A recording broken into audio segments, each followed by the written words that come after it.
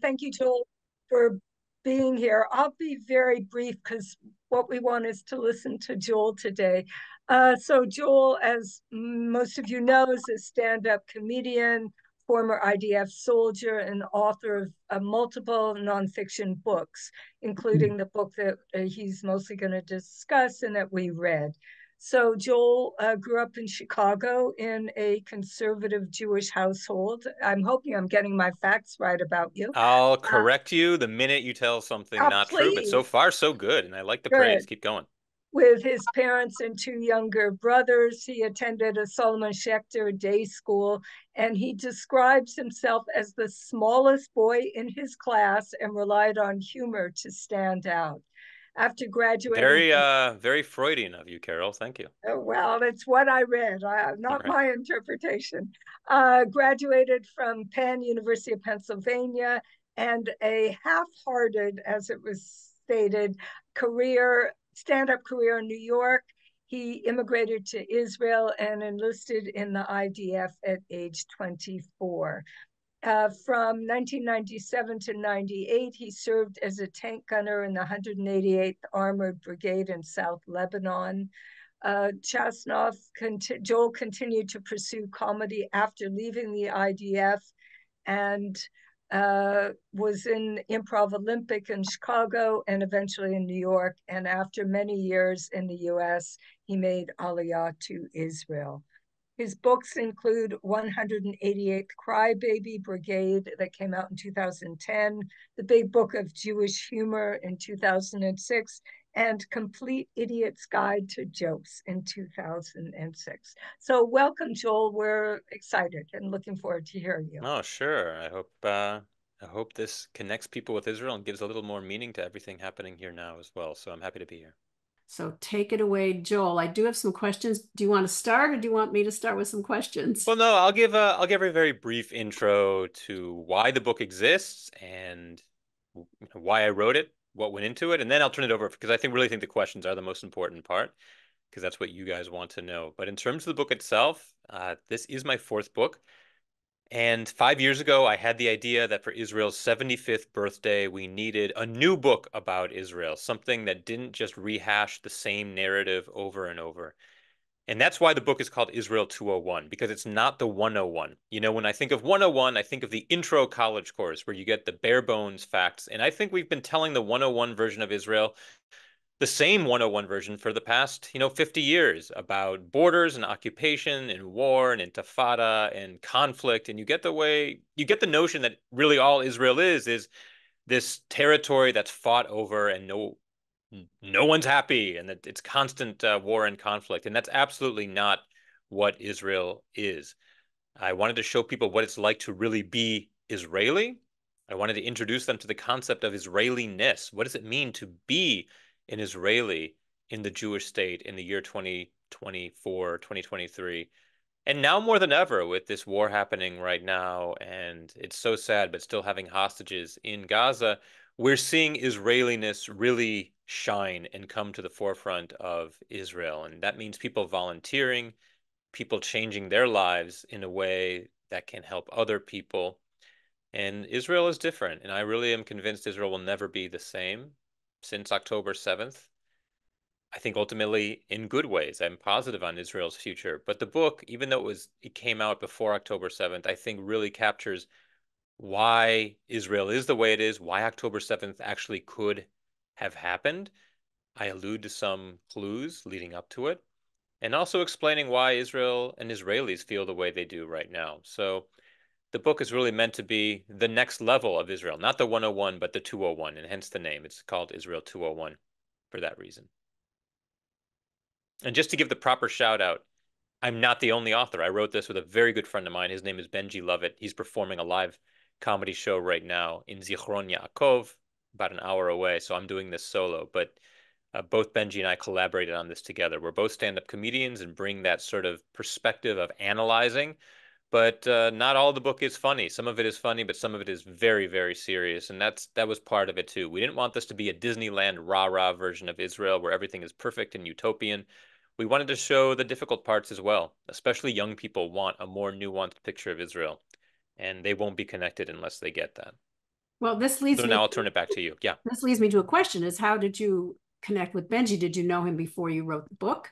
Yeah, Benji and I, as comedians, we've often crossed paths before, doing the same show, or I'd do a show that he did the year before at the same venue, and we knew each other and had, as friends, as comedians. But he's also I've always thought of him as a really good writer and someone who had a really good perspective on Israel, someone who could straddle the fence between being an American and being Israeli and making sense of both worlds for an American reader, which is our target audience. And so I recruited him to write the book with me, and it definitely paid off. The whole is greater to the sum of the parts than when we came together. Oh, good. Do you know, like, was he in the IDF? When did he make Aliyah? Sure, he made Aliyah 17 years ago. I made Aliyah twice. I made Aliyah when I was 24, so this would be 26 years ago, and then left to live in the US after my army service, and then came back 7 years ago. So really, it's only 7 years that I've been living in the country with a family. Benji's been here 17 years. He did not do the army, but that's also another nice aspect about a relationship. We both bring two very different stories. I'm the married guy with 4 kids, married to an Israeli wife who served in the Israeli army. He's single, still trying to find a partner here in Israel, talks a lot about how hard it is to meet a Jewish woman, even though we're in the land of the Jews. And so we each bring our own perspective to it. And I think that's what made the partnership successful as well. Terrific. I would love to have been a fly on the wall when you guys were brainstorming because it must have been fun. Did you ever include other people in your brainstorming for the chapters and the divisions and who Sure. you were going to talk to? Yeah, we have 75 sections in the book. There's 9 chapters, but it's divided up into 75 sections. So 75 for the Israel's 75th birthday. And we wanted to analyze 75 topics that most people don't know about, whether it's ethics in the IDF or how to become a tour guide or why there's so many cats in Jerusalem. These are the stories they don't tell you on your birthright trip. That's sort of how we went about it. We never really solicited suggestions from other people, but we always kept our ears open. So when we heard people talking in conversation and saying, I always wondered why X, we sort of made a mental note and said, you know what, that's a topic we really should cover. And there's already talk of should we write a 301 with all the topics we didn't get to in this book. Obviously, there's only so much you can actually cover in any one book, but it was a lot of fun. And you can't write a book like this unless you actually want to learn about Israel yourself. And a lot of this was just my own mission to learn as much about the country as I could and to put it in book form for other people to enjoy. Well, good. Now, this is an odd question. I know you interviewed many, many people, and you knew people who knew people, so you had access to many people. 2 questions, really. This is a two-part question. Sure. Were there people that didn't want to talk to you? And were you able to interview a few Druze, some Arabs, some even Yeah, Christians? so great question. One of the things I'm most proud about in the book is that of the 75 sections, every single one of them contains at least one a quote, one interview with somebody else. This is not just Joel and Benji's take on Israel. We wanted to get the outsider expert opinions as well. So for every single section, we interviewed at least one Israeli. That includes A-list celebrities like Avi Issacharoff, who co-wrote the television show Fauda and created that show. We interviewed him about Israeli show business and how it's so different from the Hollywood model. We interviewed Yael Arad, who's the country's first Olympic medal winner and now the head of the Olympic Committee, about the future of Israeli athletics. And we also interviewed children about the favorite games they play at recess. And why would that be relevant? Well, Israeli schools don't have as much money as American schools. So very few Israeli schools have actual playgrounds. They usually just have one soccer goal and maybe a pole that they can, bounce a ball off of or a wall. And so they have to invent games. So we interviewed 9 and 10-year-olds about the games they play. And that was one of the most fun chapters to write. And you mentioned the Arab Druze population, Arabs in general. A lot of people don't realize that of Israel's 9 million citizens, 2 million are not Jewish. 22% of Israel's population is Arab, Muslim, Christian, or Druze. And so, yes, we interviewed them as well. And that was another goal of the book, to show people this is not just the Ashkenazi, Ashkenormative Israel that you might have grown up with, but there's all these very diverse peoples in Israel who are citizens of Israel and who love the country. And I'll just note that a recent poll came out a couple months ago after October 7th and found that 60% of Israel's Arab population, if given the chance to live anywhere else in the world, would still choose to live in Israel. That's a pretty high number, 60%. So this idea of two peoples not being able to coexist, I think it's a myth. I think we already coexist in many ways. And that was another goal of the book, is to show that there is coexistence. And maybe it's not perfect, but it's there. And a lot of people overlook it because they're so attracted to the sexy, headlines of conflict and war that they're missing what's right under their noses. Okay, thank you. This may be a little sad, of course, awkward. What would you have included or changed had the book been published and final touches you were putting them on after October 7th?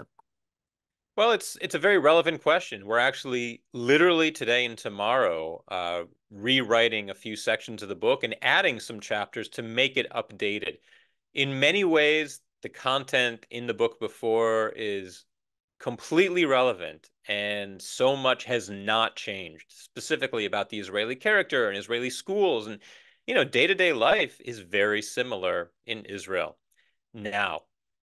However, a lot of the mentality is different. And so for that, we are rewriting some of the chapters. We're going back to some of the experts and saying, well, what are you saying now? For example, there's a chapter on ethics in the Israeli army where we talk about the Gilad Shalit prisoner exchange. Gilad Shalit was a tank soldier who was captured in 2006, and he was released eventually in 2011 after 5 years of captivity in Hamas. We traded over 1,000 prisoners, Palestinian criminals, many of whom had committed murder against Israeli Jews. We traded them for Gilad Shalit. One of the prisoners we gave up was Yanwes Sinwar, who was the architect of the October 7th massacre. And so now I'm asking the person I talked to, how has our opinion on hostage exchanges changed now that we know that those who were released for Gilad Shalit went on to create massacres against the Jewish population in Israel? And so there are certainly questions we can only ask now, but we're doing our best to actually address them. We want people to feel the book they have in their hands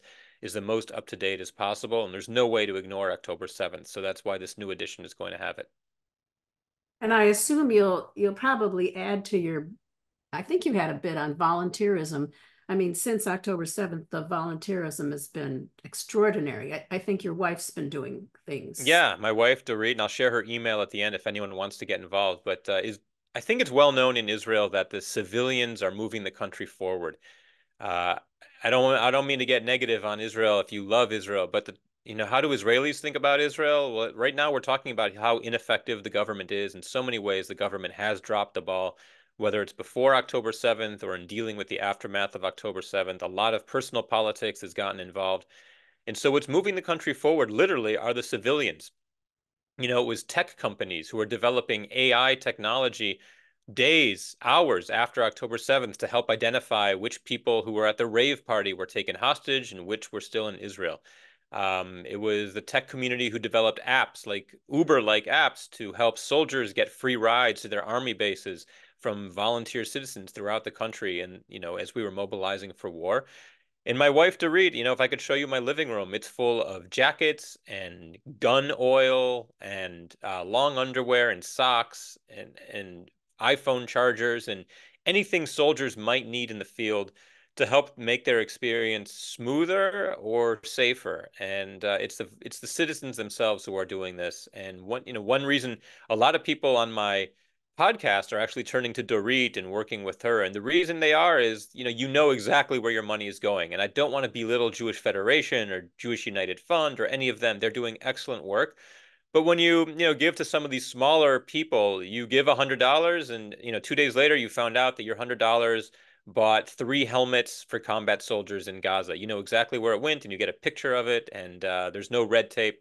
And so that can be very satisfying, and a lot of people enjoy that as well. But the citizens and volunteerism, you're exactly right. It's very much at the forefront of Israeli society right now.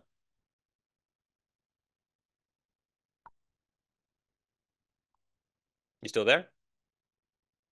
You're muted. Rena, you're muted. Sorry. I don't have any more questions that I have thought of ahead of time. Joel, do you have some more things you want to add? Well, I'd love to take some questions from the group. If anyone has a question that you would like to ask, this would be a great time to do that.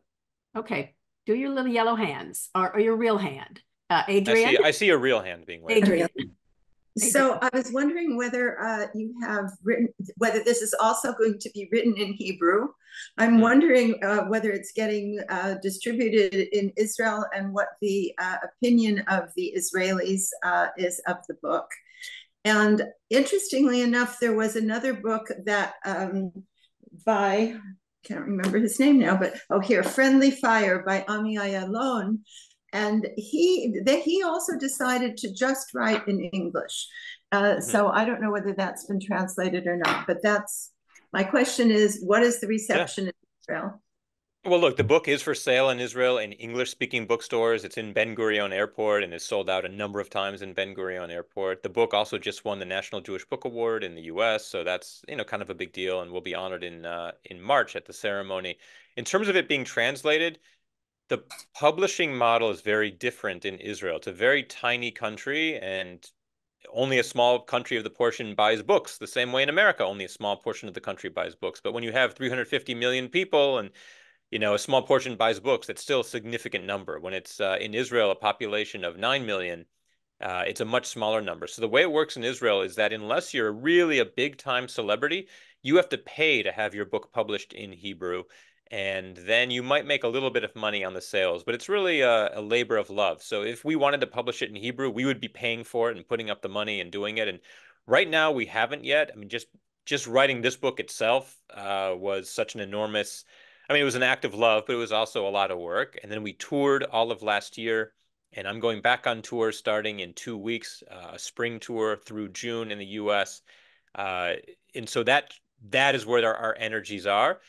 After that tour calms down, we might decide to do it in Hebrew, but that would mean getting a translator, putting up the money for it. And I think a lot of Israelis would enjoy it, but we'd have to make the case for it. A lot of Israelis might say, hey, I already know this stuff. I live here. And I can tell you right now, they don't know this stuff. There's plenty in this book that, Israelis themselves don't know. But I would have to convince them that it's worth their time. Okay, Phil, you were next. Joel, how wonderful that you won that award. My son-in-law won the award 2 years ago. His name is Jai Chakraborty, and the name of his book was Play to the End of the World. It was the National Jewish Book Award for new novels, for fiction novels. So it's great. Good company. My question to you is, if you could choose one part of the book that you'd like to read to us, something that you feel would be really relevant right now, I'd love to hear you read your own writing.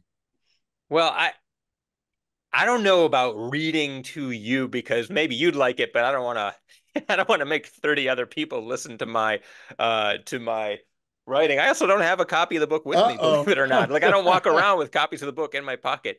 I will tell you this. If there's one chapter that I think is extremely relevant right now, it would probably be that one I mentioned before on purity of arms, which is Israel's code of ethics in battle. I interviewed Glenn Cohen, who is the former chief psychologist of the Mossad and Israel's special forces. And he talked about Israel's code of ethics in battle and how our enemies might think it's our weakness, the fact that we'll do anything to rescue a soldier who's been taken hostage, or that we are so ethical toward our enemy. The world thinks that we're committing genocide. Literally, we were on trial last week for genocide at The Hague.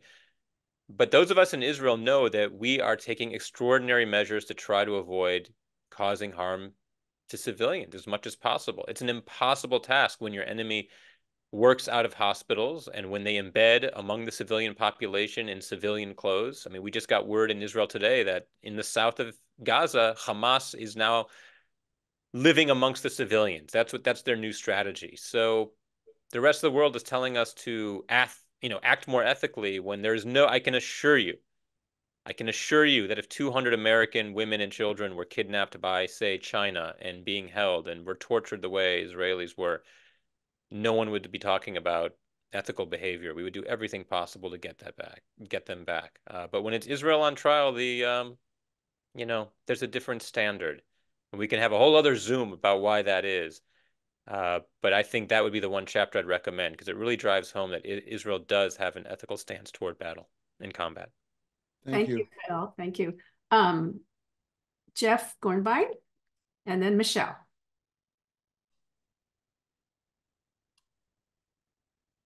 Oh, Jeff disappeared.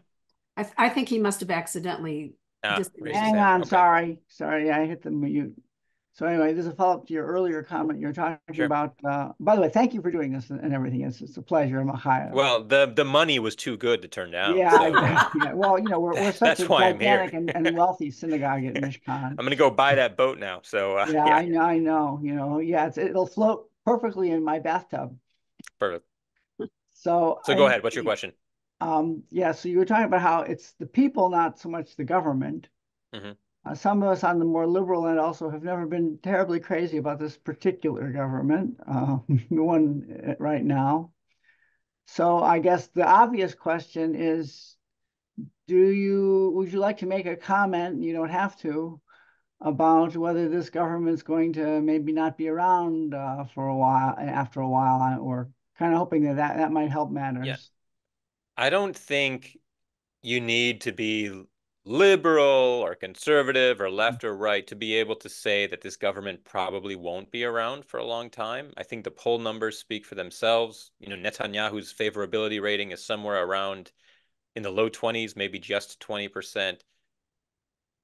Most people suspect that he will be out. It seems virtually impossible that he could be reelected. It's more of a question of when. Will he last until the next round of elections in a couple of years? Will the government collapse while the war is still happening? More and more in Israel, people are calling for new elections now. And the more we call for new elections, the more we begin to suspect that Netanyahu might be dragging out the war longer than it necessarily needs to be in order to avoid having those new elections. So I was worried about that. There's suspicion here in Israel about that. And all those protests that were happening over judicial reform before October 7th are now transforming into protests about just the government itself and the need for, if not necessarily change, the need for people to at least speak.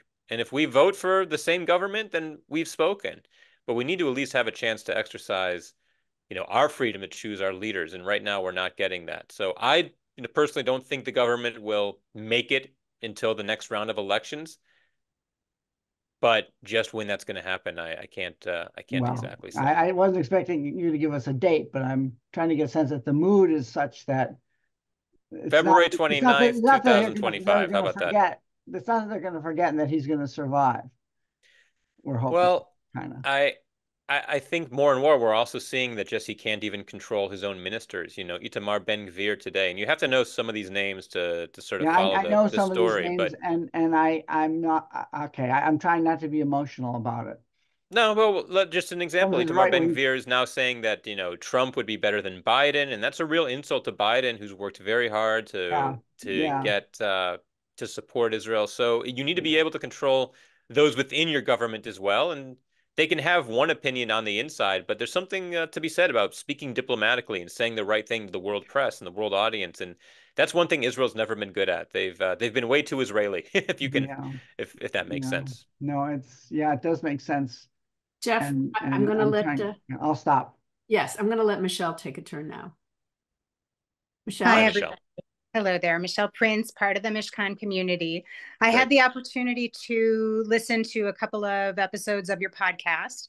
Oh, and great. In a recent session, you talked a little bit about the duty of our rabbis here in America to do more. And I'm curious what kind of responses came into you and ideas, or if you want to riff on that for a little bit.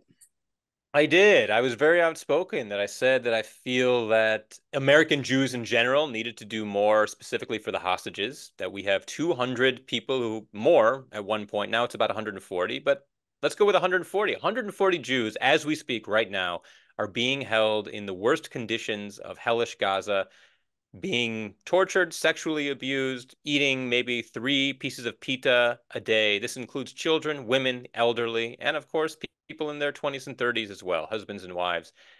And I don't think we're doing enough. I think world Jewry needs to show our muscle. And we had this great march in Washington, D.C. with 300,000 people, but we can't say that a one-time event is enough. There needs to be more happening. And who's going to lead this movement? I think it needs to be the rabbis. I think of Abraham Joshua Heschel, who marched with Martin Luther King on behalf of civil rights. And he said, I'm worshiping with my feet. the idea that action sometimes is more important than thoughts and prayers. And I feel like world Jewry needs to do more, and the rabbis need to be at the forefront. Here's some wild ideas. What if every Jew who really cared went on strike and just refused to go to work on a certain day, or that happened multiple times? What if we all flooded our congressmen with letters daily and phone calls? It would take 10 minutes of each of us, and just more action to really make our voices heard. But I'm just not seeing enough. And what I'm hearing from a lot of rabbis is, some are saying put on tefillin, some are saying giving sermons on why the occupation led up to this. Some are seeing ambivalence, some are protesting Israel. I feel that the Jews of America, North America, need to be doing more, and I think the rabbis are the leaders. And what response have I been getting? Some have written to say to me, hey, but you don't know my rabbi. He or she is doing great things, and they give me examples. Some are saying, off the record, I agree with you completely. And then some rabbis themselves are writing me and saying, hey, we're doing this, and it's harder than you think. And look, I'm not necessarily right, but I wanted to voice my opinion and think that we need to be doing more. Oh, thank you. Thank you, Michelle. Thank you, Joel. Any more questions for Joel? Yeah, I see in the middle, the Golden Gate Bridge is behind her. She's poking it. Carol Felixson. You need to unmute. Just to comment on some local activities. Last night, my husband and I were in Beverly Hills and driving home on Santa Monica Boulevard, kind of near Beverly Glen or so. There was this whole park that had been covered with Israeli flags, or they had been in the ground. I don't know what it was for. There was no a banner or whatever, but I was very pleased to see that kind of presence. I mean, that's great. That is great. And I saw a video of that. But I'm just going to, let's be honest. Does that do anything? It strikes me as very American to put a bunch of flags in a park and say, all right, we're doing something. I mean, look, there are my daughter's friends are in Gaza right now. And my children lost friends at the rave party. And, it's just so personal for us here in Israel and we all know people who are, my other daughter has a friend who's a hostage still in Gaza. And so it just flags in a park to me aren't enough. It's a great start. But I sometimes, and don't take this the wrong way, I'm afraid you're going to come out of this Zoom hating me, but I feel like sometimes American Jewry thinks that planting a flag is enough, or donating $100 to Federation is enough, and then you can walk away. And there needs to be a real action. There needs to be real action that's uncomfortable and that disrupts your lives and takes effort, because that's what Israelis are doing. And I think world Jewry takes Israel for granted and wants Israel to be there for them, but when the going gets tough, doesn't necessarily do enough. So I'm not trying to insult anyone here personally in this group, but there needs to be more than just the flag planting and donating. I'm not saying the flag planting is enough, but I'm saying that it's one of many activities or what do I want to say, illustrations or whatever that brings to mind where there might not be if people were driving by and that wasn't there. You see that, it makes you think what actions you take after you see the flags. That's all individual, and I certainly agree with you that more has to be done. But I still think that is a good endeavor. It's not a bad endeavor. It's just not enough. But no, it isn't. I think we both made our point. So yeah, about those flags. Not only were there Israeli flags, which you may not have noticed, Carol, there were maybe 30 or more flags from many different countries. And I think that is very important for Americans to see, that it was not only Israelis, it was people from all over the world that were taken or killed. Okay, Shelley. That's important too.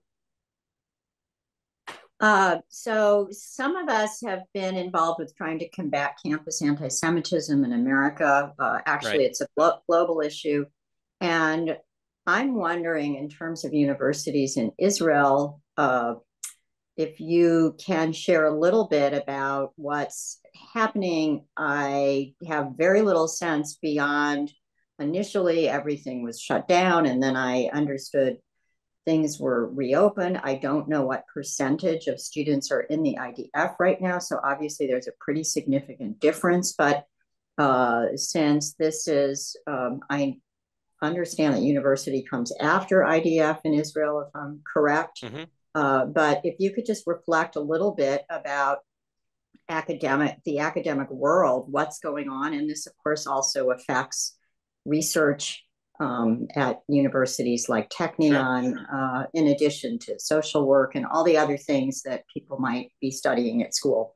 Yeah, I mean, classes you're right, first of all, that university usually comes after the Army and usually not even immediately after the Army. Usually after after finishing the IDF, you go on a trip to Thailand or South America for half a year, and then maybe take a year where you work. And only at around the age of 24 do you actually start university, and it's typically 3 years.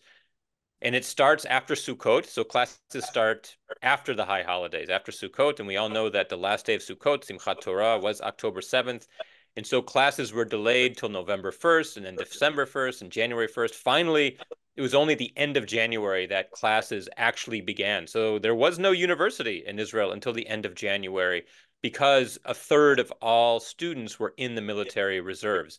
Then right now in Gaza, it's exclusively what we call in Hebrew the Sadir, the 18 to 21-year-old Israelis for their mandatory service. So right now, just about all the reserves are out of Gaza. So it's only the 18 to 21-year-olds who are there. They took a week to get caught up with university studies on their own, and now classes are back in session, but only now has the year begun. What influence will this have on research? And I mean, obviously it will have some. I'm inside enough to know exactly what, but that's another one of these ripple effects. There's so many ripple effects to October 7th, and one of them is the academic calendar and people graduating on time and having the knowledge and experience outside the classroom that they would have gotten had they had that extra semester. So that's another effect as well. Yeah, I get a almost daily notification from the University of Haifa, and I suppose the other universities are doing this too. Haifa has had a number of Zooms, and among them, they had a psychologist talking about how they're working very hard to deal with PTSD, which is, in a way, widespread, and they don't even have enough people to deal with it. Yeah, professionals. They're estimating right now already 10,000 soldiers who've participated in the Gaza operation have requested treatment for PTSD. And they're predicting that 30,000 Israelis, including soldiers, ultimately will request some sort of treatment for PTSD, anxiety, or other mental trauma related to the war. So this is a serious issue. If there's a silver lining here, it's that we're talking about it.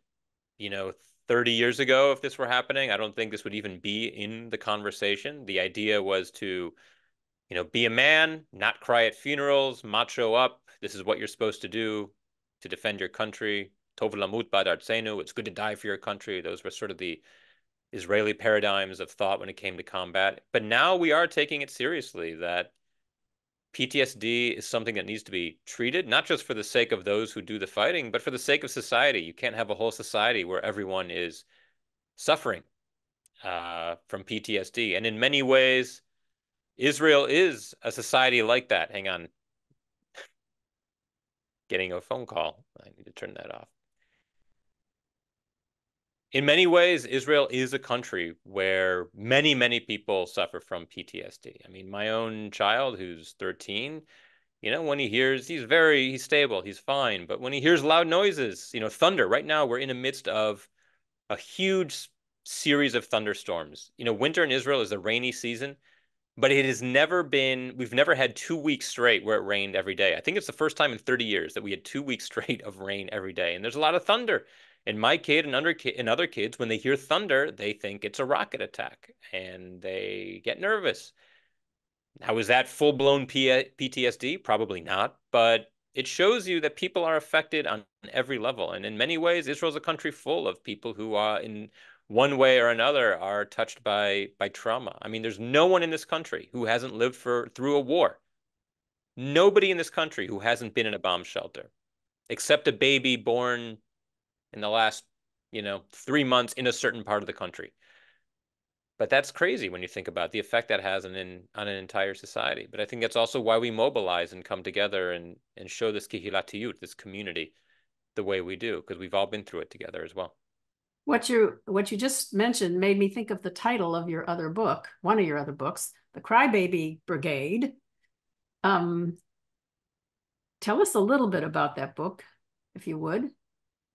Yeah, my first book is called The 188th Crybaby Brigade, and it's my comedic memoir about my service in the Israeli army as a tank gunner in the Golan Heights in South Lebanon. And what I wanted to do was just give people an honest look at what it's like to be a soldier in the IDF. I was a kid who grew up in Jewish day school and Jewish summer camps and worshipped Israeli soldiers as these brave lions of Judah who defended Jews all over the world. And the truth is, it's an army run by human beings, and not just human beings, but children. It's an army of 18-year-old soldiers with 19-year-old commanders and 20-year-old officers. And I was 24, and so I had this unique perspective where I already had a college degree, and I could look back at my fellow soldiers and at my commanders and say, why is it like this? But at the same time, I was one of them. And so the point of that first book, Crybaby Brigade, was to show you what it's really like to be a soldier in the Israeli army. The great stuff, but also the stuff that ain't so great. I look back on my service in the IDF as one of the most meaningful times in my life. I wouldn't trade it for anything. And yet I can honestly say that I hated just about every day of it after basic training. I love basic training because I bonded with my platoon mates. We had great friendships. But after it got really tough and we moved into tank training in the north of Israel in the winter, man, I hated it. And I cried every day and I wanted to go home. And I wanted to tell that in the book, that it's not all hitchhiking by the side of the road looking hot for the young American boys and girls who fall in love with you. It's the army, and it's tough. And the book is pretty popular with lone soldiers here in the IDF. And they write me emails saying, it's still true. Even though the book came out 13 years ago, it's still true. And that means a lot to me, that it's able to help them get through their army service. Because being a soldier is hard, and being a lone soldier, which is a soldier without your parents in Israel with you, is even harder. And the book helps them get through it and make sense of that experience. Yeah, the lone soldiers, I read a study recently that there's actually a slightly higher suicide risk for the lone soldiers than the other soldiers. Yeah, suicide has actually been, until this war that began October 7th, suicide and friendly fire have been the highest causes of death of soldiers in the IDF. And on the one hand, that's good that we've avoided combat casualties. But it does, obviously, there's the bad side, which is that it raises questions about what soldiers are going through. And look, the army isn't for everyone, and a lot of lone soldiers come for the wrong reasons. I'm very open about that. Some come for the right reasons. I think I came for the right reason. Good Jewish upbringing. I felt the Israeli army serving would be, a significant experience in my life and meaningful.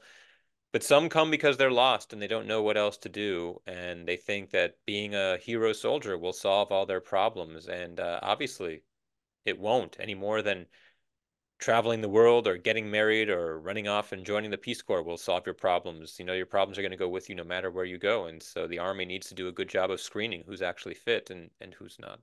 Yeah. Shelley. You mentioned thunder and bomb shelters, and that just made me wonder, as a follow-up to what is going on at university campuses, the workforce in Israel. We hear a lot about volunteerism and places that were shut down. I understand there are fewer air raid, bomb shelter alarms at the moment. What's happening with people going back to work and the daycare situation that had been really shut down for a while? Is everything back to normal, quote unquote? I don't have a good sense of that. Yeah, I think it depends where you live. If you're in the center of the country where I am, things are very much back to normal. I live in Ra'anana, which is a pretty well-to-do town, high socioeconomic level, and a lot of people working in high tech, so they can work from home, they can afford daycare, excuse me. You wouldn't really know it walking around Ra'anana. There's a war going on. Now, let's keep in mind, there are 200,000 Israelis who've been displaced from their homes. In the north, in the south, their lives are completely disrupted, and they're being told it might be another year before they're able to move back. if even perhaps even longer. So life is disrupted for many, many people here, not just their businesses having been shut down, but they're living in a hotel room for a year with their kids and their spouse. And you've all gone on family vacations and needed a vacation after the vacation. It's not all balloons and, roses and puppy dogs when you go on vacation with your family. It gets very tough, and Israelis are going through that. So it really depends on where you are and what situation you're in. Yeah. Thank and you. by the way, a big talk of here in Israel right now is the war that we're expecting with the North. A lot of Israelis, it's a matter of when, not if, that we're going to have a war with the North. And the main feeling is we can't let Hezbollah do to us in the North what Hamas did to us in the South. And, there's this UN resolution that calls for Hezbollah to not be near the fence in the North, but they are. And the UN doesn't care to put any muscle into that. Of course, they'll bring us to trial at The Hague, but they're not forcing Hezbollah away from the border. And I do think that I've heard everything from within a few days from now to summer. Some are saying it's going to happen this week, and some are saying it's only in summer. But the forecast is war. And there's a chapter in my book called "Sunny with a Chance of" or "Cloudy with a Chance of Missiles," meaning that Israelis talk about wars the way other people talk about the weather. That the outlook is, we think things are heating up in the North. That doesn't mean the temperature. That means relations with Hezbollah. And I think it's very much expected here that there will be a war very soon in the North. And that's why so many Israelis are displaced. They've been removed from one of the biggest cities in the North, Kiryat Shmona. No one's living there right now. It's like it's as if in the United States we just evacuated St. Louis and no one was in St. Louis and they had to live in hotels. That's what it's like here in Israel right now. And I want to remind all of you, Ra'anana, where my sister-in-law lives, is a very nice community, very calm. And guess what? There was a terrorist attack there a couple of weeks ago. Some guys rammed some cars into people and stabbed them. So even in the center of the country, there's stuff. There's always stuff. Well, let me give some context to that. These two guys were brothers who were working at a car wash that I myself have been to and filled up my gas with, and they decided that they wanted to be martyrs. And so they jumped in the car of a woman who was having her car washed. They stabbed her. I believe she was the one who died. And then they took the car on a ride around Ra'anana, driving into bus stops and ramming people before they were finally stopped. These two brothers, one of them had worked in many other jobs in Israel, in catering. My daughters have a friend who worked with one of the guys at a catering hall doing wedding catering, and he seemed like a nice guy to them. They knew who he was. But at this point, he was not allowed to work in Israel anymore. He's from the West Bank. The owner of the car wash smuggled them into Israel illegally because the labor is cheap. He's been arrested too because this all happened because he brought them in illegally. But I will also say that the next day, kids were walking to school. I mean, it didn't.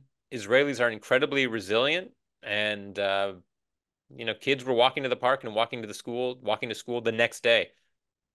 Israelis really do feel like this was a one-off. It's not something that we expect to see happening more. So, that's both sides of the story for you. Well, thanks. Sure. All right. If there's no more questions, I'm going to adjourn for those of you that are not in the book club. And there is one more. There's someone Lonnie waiting. had a question. Myron Knack. Got a question? Yeah. Oh, Lonnie. Well, Lonnie and then Myron. Okay. What can you tell us that we might not have read anything about the settler violence in the West Bank? I don't know what you've read and what you haven't read. I will say that it's out of control, that the current government has really done nothing to try to curb the settler violence. We're talking about Jews living in the West Bank attacking Palestinians in the West Bank. And it's really terrible, not just on a humanitarian level, but it makes our situation in Israel worse when we have Jews attacking Palestinians. It brews hatred there. Support for Hamas has increased 300% in the West Bank since October 7th. It hasn't increased all that much in Gaza, maybe a couple of percentage points, but in Hamas, in the West Bank, it's tripled. And a lot of that is due to the settler violence that we're enacting upon them. And so the government needs to crack down. And most Israelis, I assure you, would like to see this settler violence end. It makes us look so bad. But the government right now is not interested in doing that because of the power politics that they're playing. Is there any citizen movement to force the government or pressure the government to make it stop? I think the war is taking so much of the energy, and the aftermath of October 7th is taking, the hostages are taking so much of the energy, that there's not a huge movement right now against the settler violence in the West Bank. You know, I said this on my podcast last week, that I predict that within 5 years, there will be an assassination of an Israeli leader. And I know that might sound extreme, but I actually see that Israel's internal struggles are as serious as our external struggles. And right now, the external struggles are getting all the attention, but the internal struggles eventually are going to have to get attention too. And the minute a leader makes a bold decision to do something in the West Bank, you could see some violence against an Israeli leader. I'm sorry I have to say that, and really, I hope I'm wrong, but this is the story that is not spoken about, but that needs to be spoken about. Well, it wouldn't be the first time. It wouldn't be the first time. It wouldn't be. And it's also amazing when you think of how, you know, really, we had a course for peace charted with Oslo, but there've probably been about 20 individuals who were able to derail everything, whether it's Baruch Goldstein opening fire at Palestinians in Hebron, I think it was in 1995 or 6, the assassination of Rabin in the fall of 95. I think Goldstein was actually 94. You know, a few Arab terrorists, a few Jewish extremists, Ben Gvir, Smotrich. You know, you're talking 2 dozen people maybe who've really steered the ship, and you have to wonder if they had not been in power or done what they'd done, where Israel might be. It's obviously easy to Monday morning quarterback, but you know, these are questions a lot of us are asking. Carol? Oh, Myron. Myron's had his hand up for a long time. Myron, I want to give this guy a shot. Myron Neck. Myron. But you need to be off mute, Myron. Unmute, Myron. He's working on it. He's working on it. How's the Israeli population and the Israeli government reacting to this recent news about the UN relief organization to Palestine? You know, we're not reacting as strongly as you think to the news about United Nations Relief Work Agency and, you know, for Palestinians, that they were actually participating in the attacks on October 7th. And the reason we're not reacting so strongly is because we're not surprised. I mean, to the rest of the world, this might be news, but to us, this is just obvious. I mean, in Israel, we've known all along that so many people are involved besides just the ones wearing the masks and carrying the guns in Gaza. You know, when children were kidnapped and taken hostage in Gaza, they were beat up by regular Gazan civilians as they were dragged through the streets. It wasn't only Hamas doing this. They were holed up in apartments with families who were holding them hostage. So the idea that United Nations, you know, first of all, our opinion of the United Nations is so low, it's not like that surprised us at all. The United Nations has condemned Israel 14 times in 2023, condemned the rest of the world 8 times combined. So, you know, it's not like anything the United Nations would do would necessarily surprise us. And the fact that they participated doesn't surprise us either. We also know that journalists for the AP and the New York Times were there on October 7th, either participating or at least knew ahead of time and didn't report what they knew. So nothing shocks us. What shocks us is that the rest of the world doesn't seem to care all that much, or that despite hearing what they hear, they continue to come out against Israel, which is just, we're doing the world's dirty work. We're doing the world a favor by trying to clean out this horrible terrorist organization. And meanwhile, you have other people marching on behalf of them. It just boggles our minds. But I don't have an answer for that one. Yeah, UNRWA, or I do, but we won't get into it now. UNRWA has had this reputation for, I don't know, decades, really decades as being useless and anti-Israel. And don't forget, the people that work for UNRWA are Palestinians. They're not, you know, people from France and from America for the most part. They are people that live there too. Let's see, we got Myron, Carol. I really have time for one more. Yeah, because anyhow, the book club, we need to meet. And Joel, I need you to send me your address so that I can send you a little thank you so that you can buy a little part of a sale. Yeah, more like a screw for the mini bar. But No make problem. sure I have your address. Yeah, I have a quick question, and it may be really simplistic, but in the schools, you know, starting out in preschool and through high school and such, how is what's happening with Hamas and the hostages being addressed to the school children? I certainly talked about.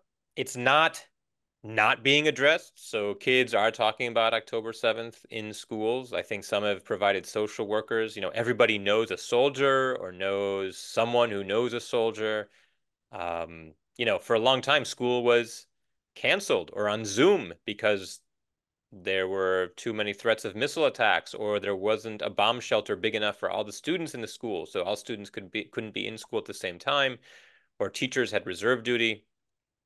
So it's spoken about. I don't know exactly what services, and I'm sure, again, it depends what neighborhood you're in and where you are and how heavy the fighting is, but I know school kids are well aware of it, and it's a part of everyone's life here. But at the same time, like I said, daily life does go on as well, and it's not the only thing we're thinking about by any means.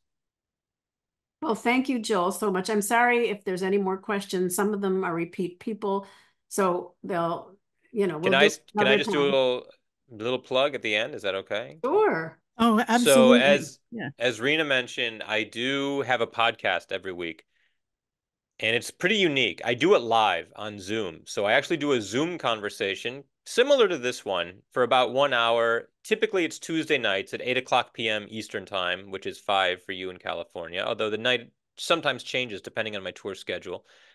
And for those of you who don't hear it live, you can listen to it as a podcast on Apple Podcasts if you have an iPhone, or on Spotify. But to get the links for the live version, you need to sign up for my newsletter, which is on my website. And I'll put my website here. It's joelchasnoff.com. And I also put the link to the podcast, which is for Apple and also for Spotify. And the newsletter is called Hebrew is Magic. And like we said before, if you weren't on, every week I send you a Hebrew word, and I dissect the Hebrew word and sort of tell you what little life secret we can get from learning about that Hebrew word. A lot of Hebrew words have knowledge and wisdom embedded within them. So not only do you get that, but you also get the links to these online conversations about Israel. And these conversations are free. Really, the idea is just to get people engaged and connected and staying interested, and having a chance to ask questions as well. You email me your questions ahead of time, and I can address them. So that's the point of those. And if you want to sign up, do that there. And I'm also going to share my wife's email address. It's dorit.admoni@gmail.com. Sorry, I'm typing and speaking at the same time.com. You can't click that in. You have to copy and paste that into your browser. But if you email her and tell you what you want to be involved, she'll find a way for you to help what she's working on as well. I really want to thank you for doing this. We need more conversations like this. I want to thank Rena for organizing it. I haven't been the easiest to work with because I've been on tour and traveling and not returning all my phone calls, but lo and behold, we made it work. And if I'm in California, I'll let you know. I'd love to do it live.